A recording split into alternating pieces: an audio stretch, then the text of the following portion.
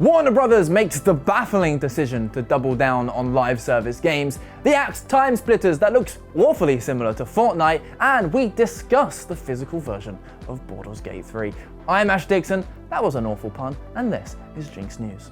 The last year or so for Warner Brothers has been a mixed bag. They published 2023's best-selling video game in Hogwarts Legacy, delivering a AAA console experience to Harry Potter fans that had been clamoring for years for an adventure into the school of witchcraft and wizardry. On the other hand, Suicide Squad Kill the Justice League, a game so bad that Sony have essentially pulled a Cyberpunk 2077 and started offering refunds for it. But speaking at a conference, CEO of global streaming and games, JB Perrette, has said the company plans to focus on live service games in the future, alongside mobile titles, putting the volatile AAA console games to one side. He said that the company's 4 mainline game franchises, those being Game of Thrones, DC Comics, Mortal Kombat, and Harry Potter, will be seeing some form of free-to-play mobile games in the near future. He then went on to discuss the potential of creating a live service version of Hogwarts Legacy, intending to have the game be an ongoing form of revenue for the company.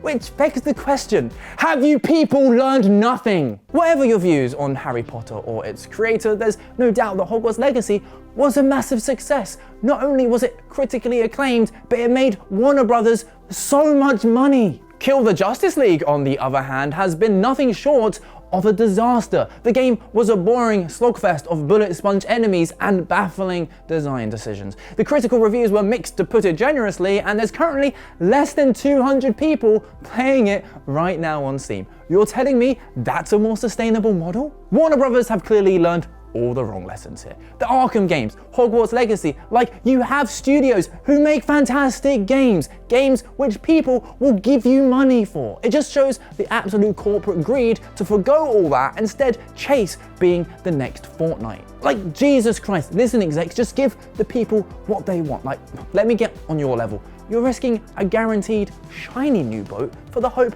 of 2 or 3 shiny new boats. Just take the frickin' boat. Either way, guess we can all look forward to some more Harry Potter free-to-play and live service crap in the future. Fair warning though, last time they put one of those out, they forced you to pay up to stop a child choking to death. Mention timesplitters and you'll evoke a wave of nostalgia amongst those who gamed in the early 2000s. It was Timesplitters 2 on GameCube that was my introduction to the series, and I'll always look back fondly at running around and shooting down my friends. So you can imagine the attention that was raised when a new Timesplitters game from Free Radical was announced in 2021, only for it to be shut down alongside the studio in December of last year by its much beloved new owner, Embracer. Well, a snapshot of the game has been leaked to LinkedIn, and people are shocked because, well, it's Fortnite. No, literally, the UI, the third-person perspective, the animations, the movement, it's just Fortnite. The theory goes that the Timesplitters reboot was originally pitched as a live service Fortnite clone to get its initial funding, and that's the snapshot we see here. The game would then pivot to more closely resemble Timesplitters 2 later in development, which is believable. The first level of the sequel is shown off, and there's some old school elements like GoldenEye's iconic health and shield UI, though it does look awkwardly bunged on top. And from the leak, a lot of people are saying, well, this cancellation must have been a good thing. I think it was too early in development to know that for sure, though the footage doesn't exactly inspire hope. And extra salt has been poured in the wound as a prototype for the cancelled Timesplitters 4 has also been leaked, though that build dates back all the way to 2008. As you can see, there was no Fortnite to copy back then. Either way, I'm curious what you make of the news. Did they do Timesplitters dirty? Does it still deserve another game? Let me know your thoughts in the comments. Baldur's Gate 3. The game so universally loved that they can drop the deluxe physical edition 8 months after release and no one bats an eyelid. It's absolutely packed with goodies, a map, the soundtrack, some stickers and patches, and a big old Mind Flayer poster, though I am sad to report it ain't no Emperor Thirst Trap. But it's the physical copy that's got everyone talking. Remember the days of opening a new game and being dazzled by the array of discs? Oh, whoops. Well, the physical Xbox version of Baldur's Gate 3 is bringing it back with 4 physical discs. And while 4 discs looks a little silly, especially compared to the PS5 and PC versions, I think it's a rather delightful, albeit unintentional callback to the good old days. You know, when you'd proudly finish Disc 1 of Final Fantasy VII, excitedly swap it out for Disc 2, and then cry infinite tears when you realised it was scratched to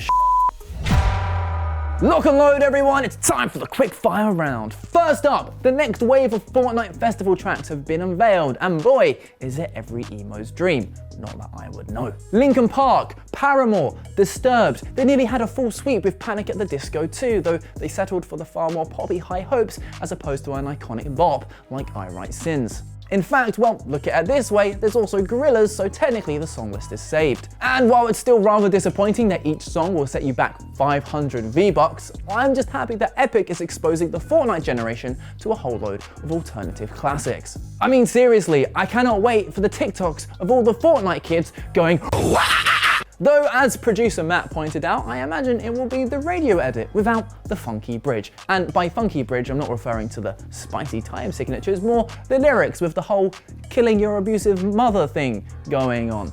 I can't imagine many Fortnite dances working well to that one. Moving on! Remember Multiversus, the Warner Brothers fighting game that looked like a Smash clone / competitor? Well, its Twitter account has clearly been listening to Evanescence and has been brought back to life. It was unexpectedly taken offline in June last year after an extended open beta, and since then there's been a whole load of radio silence, which was bizarre because the game sold a boatload and was fairly well received. And now we've had the rather suggestive tweet.